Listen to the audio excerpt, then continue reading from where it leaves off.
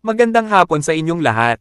Ang lekturang ito, na inihahandog sa inyo sa diwa ng dagdag kaalaman ni F. Santos, ay nakatuon sa isang mahalagang aspeto ng inyong pang-araw-araw na gawain, ang pagbiyahe papunta at pauwi mula sa trabaho gamit ang motorsiklo.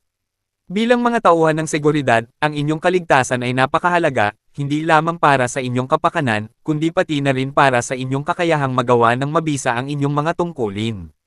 Tatalakayin sa lekturang ito ang mga mahahalagang kasanayan sa kaligtasan at mga teknik sa depensibo na pagmamaneho upang mabawasan ang mga panganib habang nagmamaneho ng motorsiklo. Una, pagsusuri bago sumakay at paghahanda. Bago pa man ninyo paandarin ang inyong makina, ang masusing pagsusuri bago sumakay ay napakahalaga. Hindi lamang ito ang pagsusuri sa inyong gasolina, ito ay ang pagtiyak na ang inyong motorsiklo ay ligtas na mapapaandar at handa na kayo para sa inyong biyahe. Ang pagsusuring DOTS, ang acronym na ito ay nangangahulugan ng direksyon, mga signal light, tiyaking gumagana ng maayos ang mga ito. Oil, langis, suriin ang antas ng inyong langis. Ang mababang langis ay maaaring humantong sa pagkasira ng makina. Tire, gulong, siyasatin ang presyon ng gulong at ang lalim ng mga tapak. Ang mga gulong na kulang sa hangin ay lubhang binabawasan ng kapit. Safety, kaligtasan, preno. Ilaw, subukan ang inyong mga preno sa harap at likuran. Tiyaking gumagana ang inyong headlight, taillight, at brake lights. Personal na gamit, huwag maliitin ang kahalagahan ng tamang gamit. Kabilang dito ang helmet. Ang isang DOT-approved na helmet ay hindi maiiwasan. Ito ang inyong unang depensa laban sa mga pinsala sa ulo. Jacket at pants, ang mga protection na damit sa pagmamaneho ay binabawasan ang kalubhaan ng mga pinsala sa isang aksidente. Guwantes, pinoprotektahan ng mga guwantes ang inyong mga kamay at pinabubuti ang inyong hawak sa manibela. Sapatos, ang matitibay na sapatos ay nagbibigay ng suporta sa bukong-bukong at proteksyon. Mga damit na may mataas na visibility, ang pagsusuot ng maliwanag o makikita ng mga damit ay nagpapataas ng inyong kakayahang makita ng ibang mga driver, lalo na sa gabi o sa mga lugar na may mababang liwanag. Pangalawa, mga teknik sa depensibo na pagmamaneho. Ang depensibo na pagmamaneho ay ang pag-antisipa sa mga posibleng panganib at pagtugon ng may pag-iingat upang maiwasan ang mga aksidente. Narito ang mga pangunahing alituntunin. Siyasatin ang inyong paligid, palaging siyasatin ang daan sa unahan, sa likuran, at sa inyong mga gilid. Maging alerto sa ibang mga sasakyan, mga tao, at mga hadlang.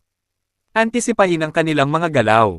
Panatilihin ang ligtas na distansya sa pagsunod, panatilihin ang sapat na distansya mula sa sasakyan sa inyong unahan upang payagan ang ligtas na pagpreno. Ang 2 segundong tuntunin ay isang magandang gabay. Ipahiwatig ang inyong mga balak, palaging gamitin ang inyong mga signal light upang ipahiwatig ang inyong mga balak ng maaga. Nagbibigay ito ng oras sa ibang mga driver upang tumugon. Maging hulaan, magmaneho ng maayos at mahuhulaan. Iwasan ang biglaang pagpreno o pagbilis. Iwasan ang mga nakakaabala, huwag gamitin ang inyong cellphone habang nagmamaneho. Ituon lamang ang inyong pansin sa daan. Magmaneho ayon sa inyong kakayahan, huwag lumampas sa inyong kakayahan o sa kakayahan ng motorsiklo. Ayusin ang inyong pagmamaneho upang umangkop sa kalagayan ng daan at panahon.